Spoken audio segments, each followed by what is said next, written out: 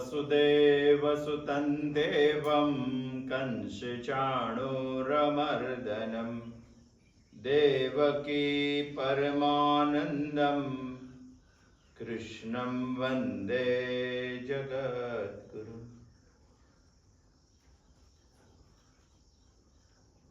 બુદ્ધિના દેવ ગણપતિ બાપાના દિવસો ચાલે છે। આવતીકાલે ઉપાસનાનો અંતિમ દિવસ છે, આનંદ ચૌદશ, અનંત ચતુર્દશ। અનંત એટલે જેનો કોઈ અંત નથી, આનંદ એટલે શાશ્વત આનંદ। એ તો જ પ્રાપ્ત કરી શકાય ભગવાનનું વિસર્જન કરવામાં આવે। સર્જન અને વિસર્જન આ સૃષ્ટિના બે નિયમો છે। વિસર્જન એટલે મૂર્તિ વગર ધ્યાન ધરવાની આપણામાં શક્યતાઓ છે, અને મૂર્તિ વગર ધ્યાન એ જ આત્મજ્ઞાન સુધીની પરિમિતતા છે। ભગવાનનો વિષય પણ યોગાનો યોગ અહીંયા બુદ્ધિ ઉપર જ ચાલે છે। પ્રસાદે સર્વ દુઃખાનામ હાનિરસ્યોપજાયતે પ્રસન્ન ચેતસો યાસુ બુદ્ધિ પર્યવતિષ્ઠ નાસ્તિ બુદ્ધિરયુક્તસ્ય નચાયુક્તસ્ય ભાવના નચા ભાવયત શાંતિર શાંતસ્ય કુતઃ સુખમ। બુદ્ધિ ઉપર જ ભગવાને પણ શરૂઆત કરી છે, અને ગણપતિ બાપાને નમસ્કાર કરી આપણે શરૂઆત કરીએ। ભગવાન અહીંયા આપણને 66મો શ્લોક કહે છે। જ્યારે પણ આખી શ્રીમદ ભગવદ્ ગીતા ભગવાને બહુ જ અનુસંધાનાત્મક રીતે કીધેલી છે। 66મો શ્લોક વિચારીએ તો 65 અને 66 માનું અનુસંધાન વિચારવું જોઈએ। આપણે અનુસંધાનના 3 મુદ્દા બે મુદ્દા વિચાર્યા હતા, આજે ત્રીજો પણ મુદ્દો વિચારી દઈએ। ભગવાનને 66મો શ્લોક કહેવાની શરૂઆત શા માટે કરવી પડી? એ અનુસંધાનમાં છે, કારણ કે ભગવાન સ્થિત પ્રજ્ઞામાં સંહરણની વાત કરે છે, પહેલો। અને સંહરણમાં બે મહત્વની બાબતો છે। એક, ઇન્દ્રિયોને વિષયોમાંથી પાછી ખેંચવી, અને બીજું, મનને ભગવાનમાં જોડી દેવું। ભગવાન અત્યાર સુધી ઇન્દ્રિયોને વિષયોમાંથી પરત કરવાની વાતો કરતા હતા, હવે ભગવાન મનને ભગવાનમાં જોડવાની વાત કરે છે, અને મનને ભગવાનમાં જોડવાનું એ જ શબ્દ છે યુક્ત, અને અહીંયા ભગવાન વાત કરે છે અયુક્તની। અનુસંધાન છે 65મા શ્લોક અને 66મા શ્લોકના। ભગવાને 65મા શ્લોકમાં વાત કરી છે પ્રસાદે સર્વ દુઃખાનામ હાનિરસ્યોપજાયતે, બધા દુઃખો જતા રહેશે। બધા દુઃખો જતા રહેશે તો રહે શું? રહે એક જ વસ્તુ, અને તે છે પરમ સુખ।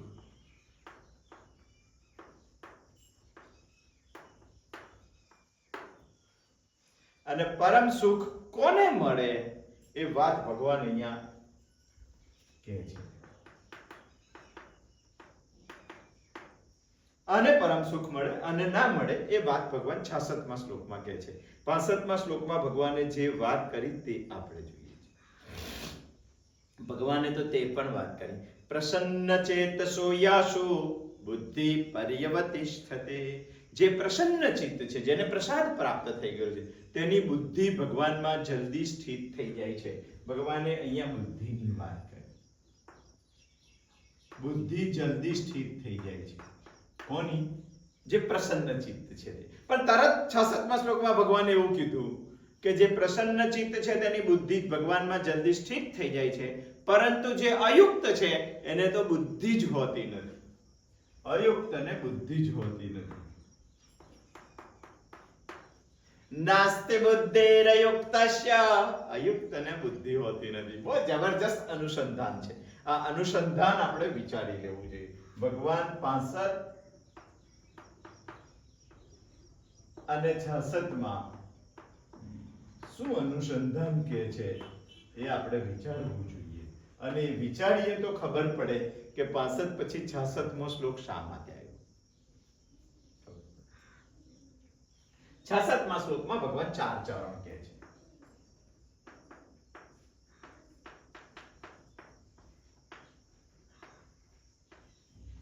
બે ચરણ આપણે જોઈ ગયા। પહેલું ચરણ હતું અયુક્તને બુદ્ધિ હોતી નથી।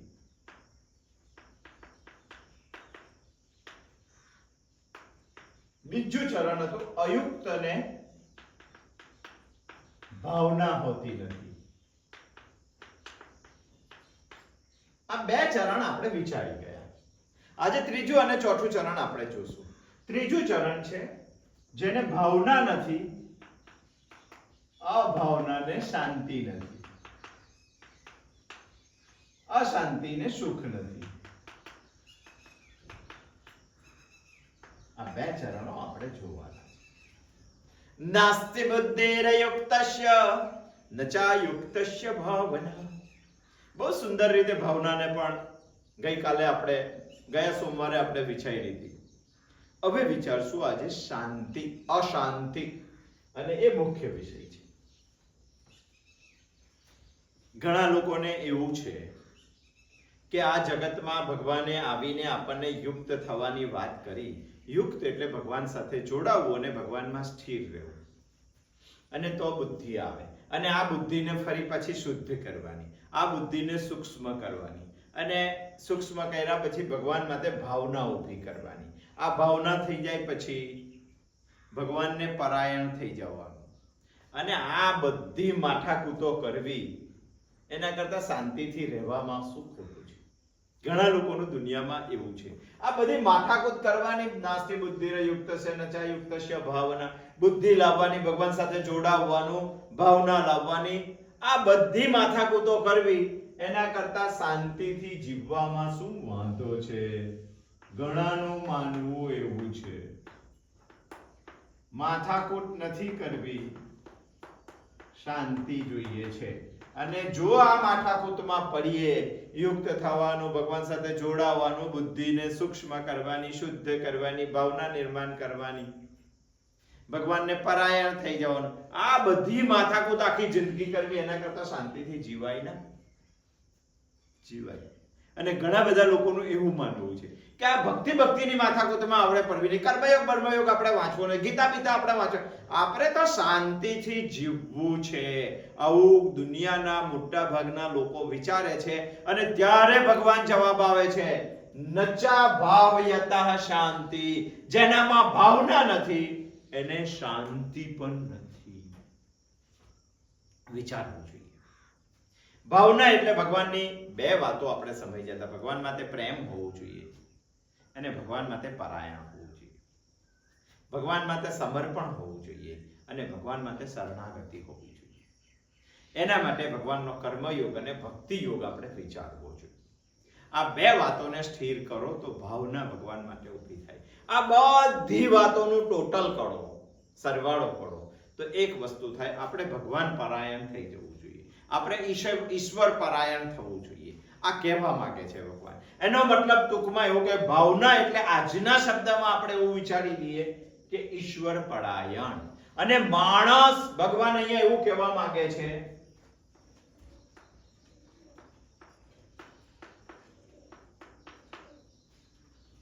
માણસ ઈશ્વર પરાયણ થાય તો જ એને શાંતિ મળે, બાકી એને શાંતિ ના મળે. નચા ભાવયતઃ શાંતિ. આમ કહે છે બધા લોકો કે કેમ છો? એકદમ શાંતિ છે. હવે શાંતિ વાળા પાસે પણ અડધો કલાક તમે બેસો તો 28 મિનિટ અશાંતિની વાતો આવે.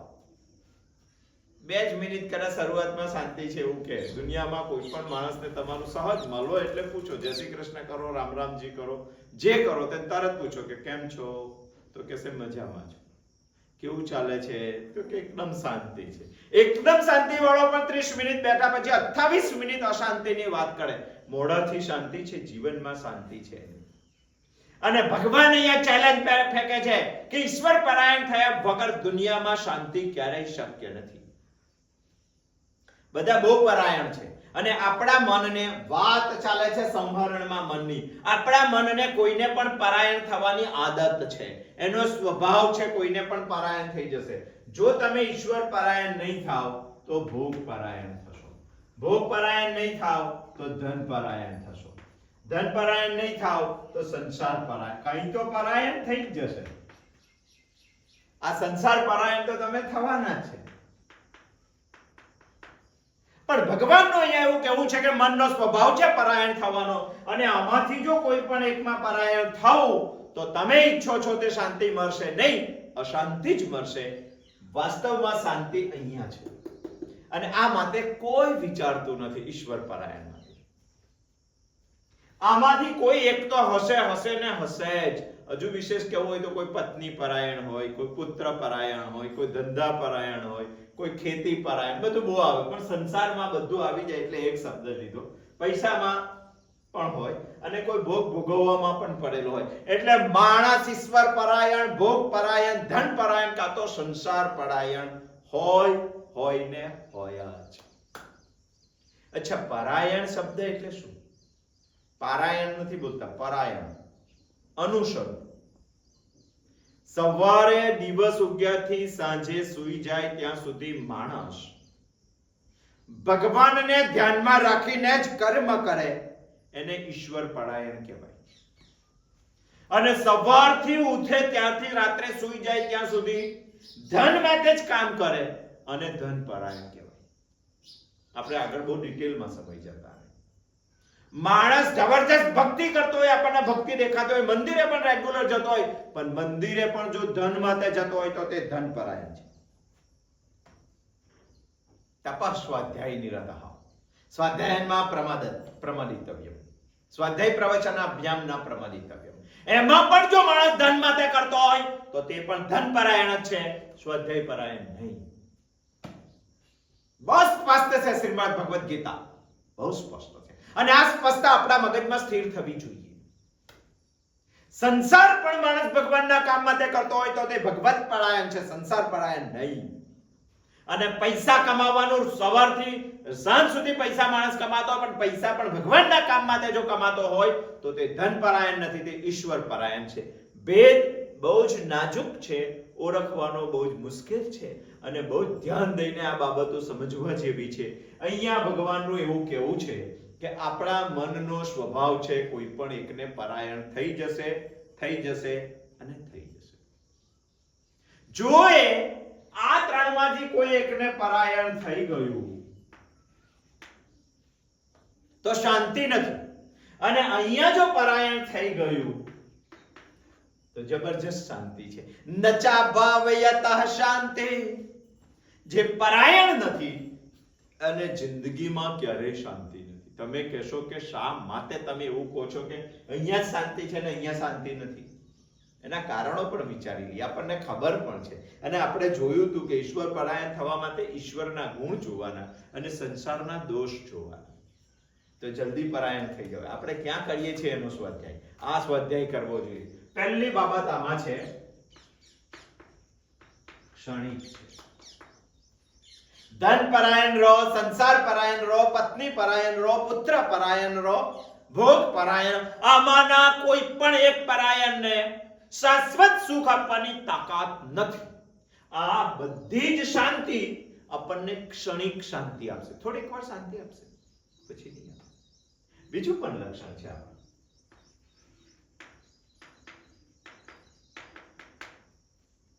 આમાંથી મળતી બધી જ શાંતિ, આપણે અત્યારે આનો વિચાર કરીએ, આમાંથી મળતી બધી જ શાંતિ નાશવંત છે. હવે જે જતું રહેવાનું છે તે શાંતિ કેવી રીતે આપે આપણને? કેવી રીતે આપે? ત્રીજું લક્ષણ, આમાંથી મળતી શાંતિને સાચવવાનું ટેન્શન છે, ચિંતા છે. તકશે કે નહીં, ક્યારે જશે, કેવી રીતે જતી રહેશે, તકાવવા માટે સતત ચિંતા લઈને એની શાંતિ આવે છે. સરવાળો માંડી જોજો, સાંજે વિચાર કરીને માંડવો હોય તો નથી હોતું એમાં. પાંચમો પણ એક, ચોથો પણ એક દુર્ગુણ છે. આ બધા દોષો જોવાના. સંસાર, ભોગ, અર્થ, પત્ની, પુત્ર, જે કંઈ પણ વિચારતા હોય તેમાં આ બધા જ દોષો છે. આમાં પરતંત્રતા છે, બહુ મોટું ટેન્શન. શાંતિ ક્યાંથી હોય? સંસારનો કોઈ પણ ભોગ ભોગવવો હોય, અર્થને ક્યારેય પણ ઉપાર્જન કરવું હોય તો તમારે ગુલામ બનવું પડે ને બનવું જ પડે. અને માણસનો અંતઃતઃ સ્વભાવ નથી પરતંત્ર થવાનો, પણ એને થવું પડે છે. બહુ મોટા દ્રષ્ટાંતો છે આમાં, પણ આપણે વિચારીએ. પાંચમો પણ એક દોષ છે,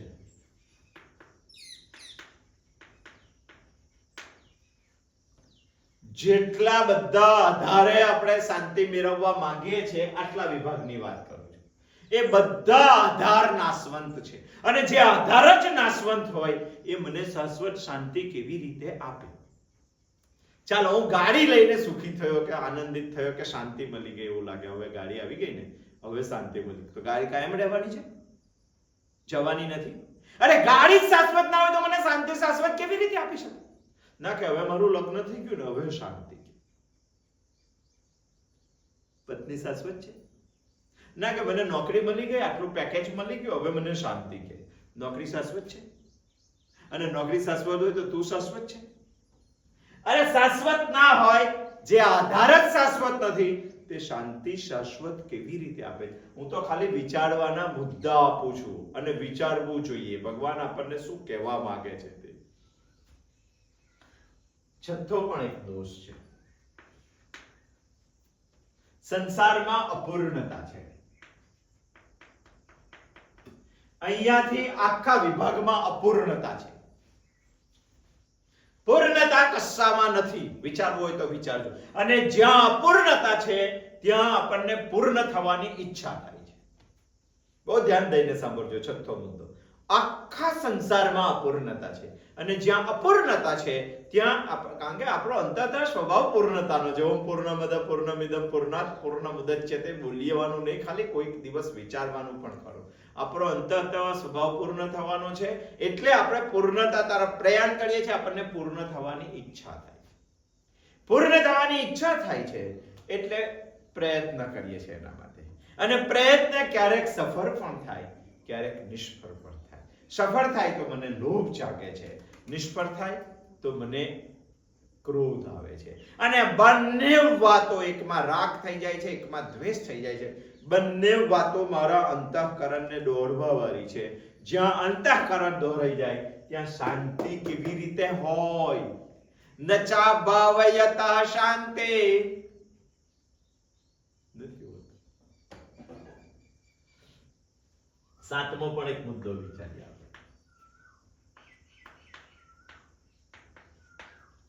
આ સંસારમાં માણસ શાંતિ માટે સતત દોડધામ કરે છે, અને જ્યાં દોડધામ છે ત્યાં મારી શાંતિ કેવી? વિચારવા જેવું છે કે નહીં? સતત સવારે ઉઠે કે રાત્રે સૂઈ જાય, માણસ જન્મે ને સમજ પડી જાય કે મળી જાય ત્યાં સુધી, માણસ મૃત્યુ પામે ત્યાં સુધી દોડધામ દોડધામ દોડધામ દોડધામ. શેનામાં? શાંતિ પ્રાપ્ત કરવા માટે. અરે જ્યાં દોડધામ છે ત્યાં શાંતિ કેવી? ઘડીક વાર ઉભા રહીને વિચારો તો ખરા. દિવસમાં એકાદ કલાક, અઠવાડિયે 45 મિનિટ ચિંતન તો કરો ગીતાનું, કે આ દોડધામમાં શાંતિ કેવી રીતે પ્રાપ્ત થશે? જ્યાં દોડધામ છે ત્યાં શાંતિ કેવી રીતે? આઠમો પણ એક મુદ્દો છે. બધા બહુ મુદ્દા કાઢી શકાય.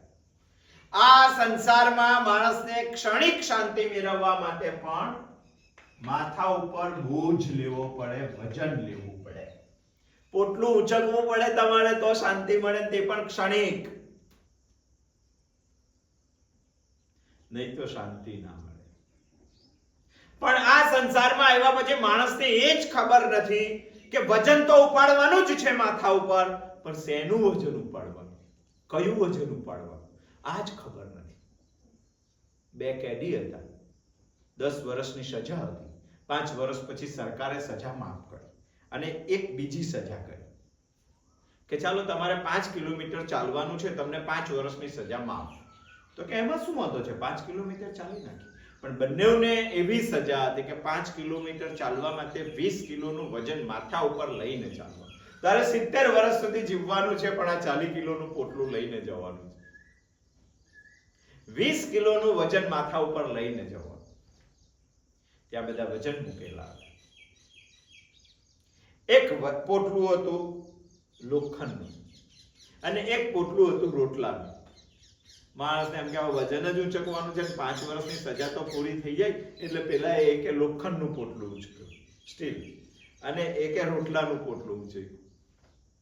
લોખંડ વાળો 5 કિલોમીટર ને 2 કિલોમીટરમાં મીટરમાં થાકી ગયો, આગળ ચાલવાની તાકાત ના રહી. અને પેલો 5 કિલોમીટર ચાલવા વાળો એવું કહેતો હતો કે હજુ 20 કિલોમીટર ચાલવાનું હોય તો ચાલી કાઢું, કારણ કે એને રોટલાનું પોટલું હતું. એને જ્યારે થાક લાગે કે એને જ્યારે શક્તિ ક્ષીણ થાય તો એકાદ રોટલો કાઢીને ખાઈ જાય, એકાદ રોટલો કાઢીને ખાઈ જાય.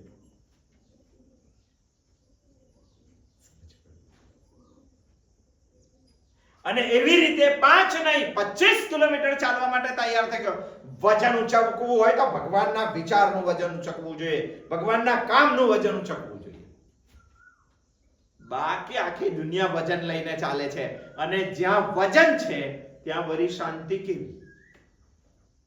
નચા ભાવયતઃ શાંતિ, ત્યાં શાંતિ હોતી નથી. બહુ સુંદર વાત ભગવાને આ શ્લોકમાં કીધું. એક એક શ્લોક ઉપર અટકવા જેવું છે. આ દેશમાં ચિંતન કરવા વાળા લોકો તૈયાર થવા જોઈએ, અને એક શ્લોક ઉપર એક 400 પેજીસની બુક લખાવવી જોઈએ. આ દુનિયામાં માત્ર શ્રીમદ ભગવદ ગીતાની જ લાઇબ્રેરી હોવી જોઈએ, 700 બુકોની 700 શ્લોક ઉપર. હોઈ શકે છે. ચિંતન ક્યાં કરે છે માણસ એના ઉપર? મનન ક્યાં કરે છે? નિધિધ્યાસન ક્યાં છે તેના ઉપર? અને થવું જોઈએ સંશોધન. ભવિષ્યમાં અમે કરશું, એના માટેનું પ્લાનિંગ પણ છે. એક અધ્યાયની એક બુક તો તમને આપી દઈશું ટૂંક સમયમાં, પણ શ્લોક વાઇઝ બુક પણ વૈદિક તપોવન કરશે. નાસ્તિ બુદ્ધેરયુક્તસ્ય નચા યુક્તસ્ય ભાવના નચા ભાવયતઃ શાંતિર અશાંતસ્ય કુતઃ સુખમ. બહુ સુંદર વાત કરી છે. શાંતિ તો જોઈએ, અને બોજ ઉપાડવાનો જ હોય, પોટલું ઉપાડવાનું જ હોય, વજન ઉપાડવાનું જ હોય, તો તમારામાં તાકાત હોવી જોઈએ ભગવાન સાથે સંબંધ બાંધી દેવાનો. અને પોટલું ભગવાનને આપો, જાતે ઉંચકવાની જરૂર નથી. અથવા તો જીવનમાં એવી લાયકાત નિર્માણ કરો કે માં પોતાના કેળ ઉપર લઈ લે બાળકને, ભગવાન આપણને કેળ પર લઈ લે, અને તે માને વજન ના લાગે. અને મારા રમકડાનું પોટલું માં પાછી માથા ઉપર મૂકે. વશિષ્ઠએ આ કર્યું, યાજ્ઞવલ્ક્યએ આ કર્યું. આપણા ઘેર 2 છોકરા હોય તો આપણે થાકી જઈએ છે, અશાંતિ. અને યાજ્ઞવલ્ક્યના ઘરે 10,000 વિદ્યાર્થીઓ અધ્યયન કરતા હતા. પરમ શાંતિ. શું ફેર છે? અઠવાડિયા સુધી વિચારવા જેવો વિષય છે. આખા રામના અનુશાસનની વ્યવસ્થા વશિષ્ઠને કરવાની હતી. હું એક ઘરના અનુશાસનમાં થાકી જઉં છું. ત્યાં પરમ શાંતિ. નચા ભાવયતઃ શાંતિ. ભગવાનની આ વાત સાચી છે. દુનિયા એવી કહેતી હોય કે માથાકૂટમાં નથી પડવું, આપણે તો શાંતિ કરી લેશું. શક્ય નથી. પરમ શાંતિ તો પ્રાપ્ત કરવી જ પડે, એના વગર શક્ય નથી. અને પરમ શાંતિને પ્રાપ્ત કરવા માટે માણસ પાસે ભગવત પરાયણતા જોઈએ. આ કોઈ પરાયણતા પરમ શાંતિ આપવાની નથી. કોઈ પરાયણતા આપણે જોઈ લીધા બધા. પણ ઘણા ભાઈઓ એવું કહે છે કે ભાઈ આપણને તો અશાંતિ હોય તો જ મજા આવે, શાંતિમાં મજા આવતી નહીં. હું તો અશાંતિ ઊભી કરું, દોડધામ દોડધામ દોડધામ દોડધામ. નવડો પડે તો મને મગજ ના ચાલે કે મારું. કોરોનામાં હું થાકી ગયો હતો કે, એટલે મારે તો કામ ને કામ જ જોઈએ. ઉઠે ત્યાંથી સાંજે સુઈ. આપણને અશાંતિમાં જ મજા આવે છે, અશાંતિમાં જ શાંતિ છે. મને શાંતિ નથી જોઈતી. ત્યારે ભગવાન એવું કહે છે કે અશાંતસ્ય કુતો સુખમ. ત્યારે ભગવાન એક વાત, ચોથી વાત કરે છે. અહીંયા ત્રીજો મુદ્દો કીધો ભગવાને, અહીંયા કીધો અશાંતને સુખ ક્યાંથી? આપણે જે શાંતિ સુખ વાત કરીએ છીએ તે શાશ્વત શાંતિ કે શાશ્વત સુખની જ વાત કરીએ છીએ. ઘણાને બહાર અશાંતિ ગમે છે.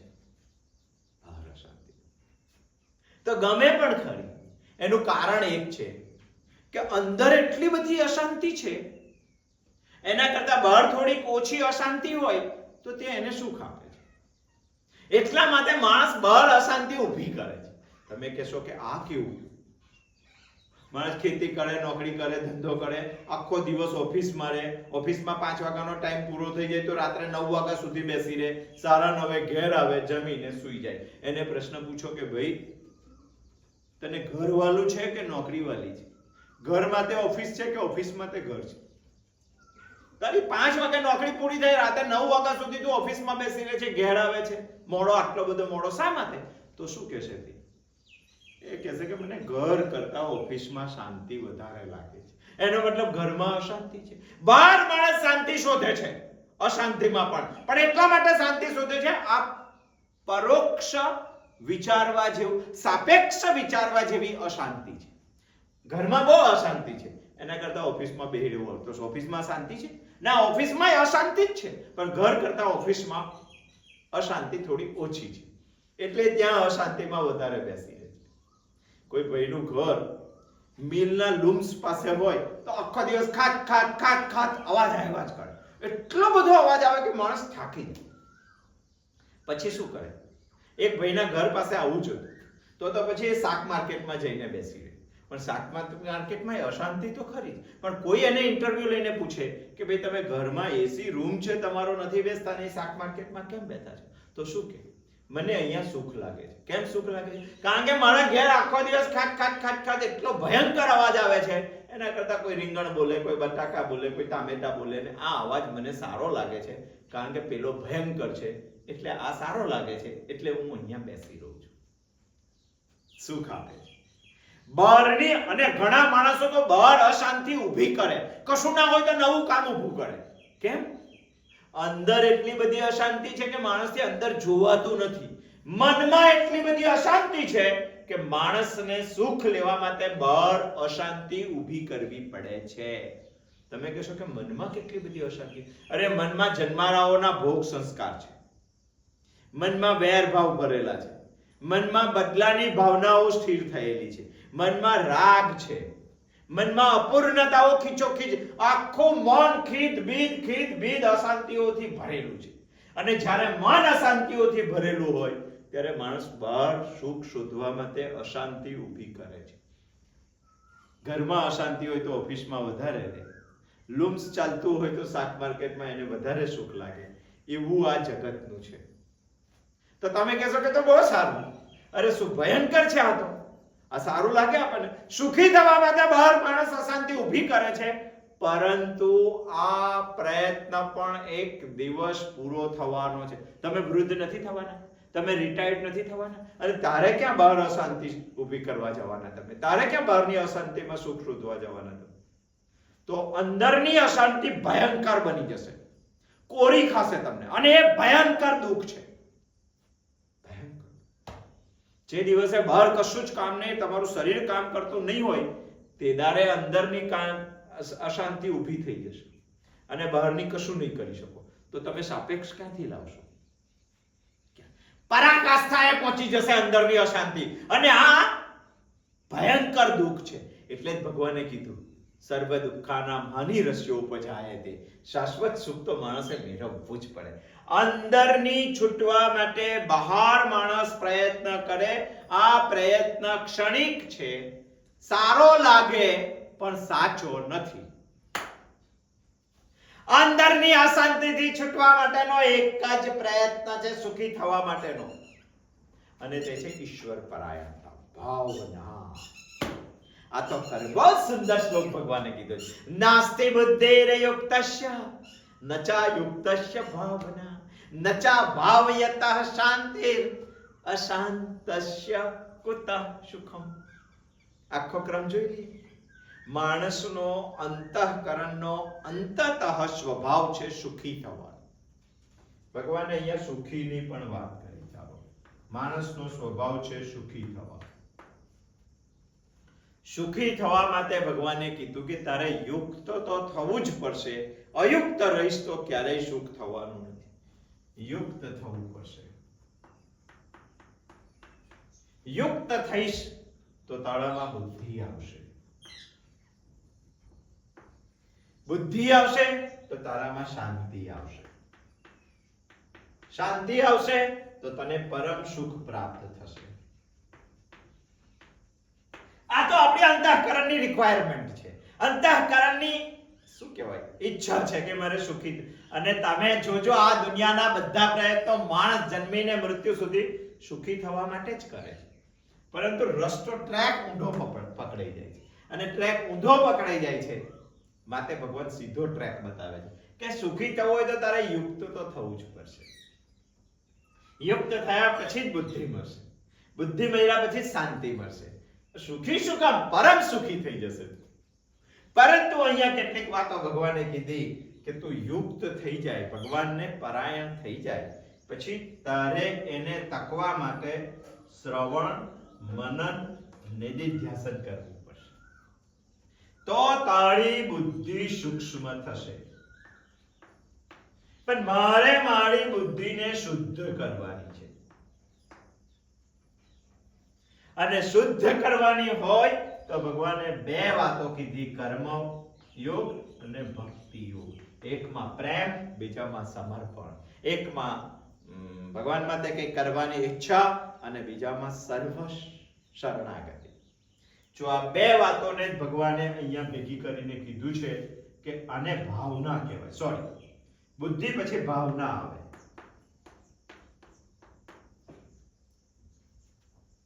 અહીંયા જવું પડશે આપણે. અને ભાવનાનો એક અર્થ ભગવાને કર્યો કે ઈશ્વર પરાયણ. અને તો જ શાંતિ મળશે. કેવી શાંતિ? અંતઃ શાંતિ. અને અંતઃ શાંતિ મળશે તો પરમ સુખ મળશે. બહુ જબરજસ્ત અનુસંધાનાત્મક આ શ્લોક છે. સમજવું જોઈએ, બહુ ડિટેલમાં સમજવું જોઈએ. આપણે તો શોર્ટમાં 30 મિનિટમાં વાત કરીએ છીએ. 30 વર્ષ સુધી વિચારવા જેવો આ શ્લોક છે. નાસતો નાસ્તિ બુદ્ધિરયુક્તસ્ય નચા યુક્તસ્ય ભાવના નચા ભાવ્યતઃ શાંતિર અશાંતસ્ય કુતઃ સુખમ. ભગવાન આગળ શું કહેવાના છે આવતા સોમવારે આવશું અને જોશું. જય શ્રી કૃષ્ણ.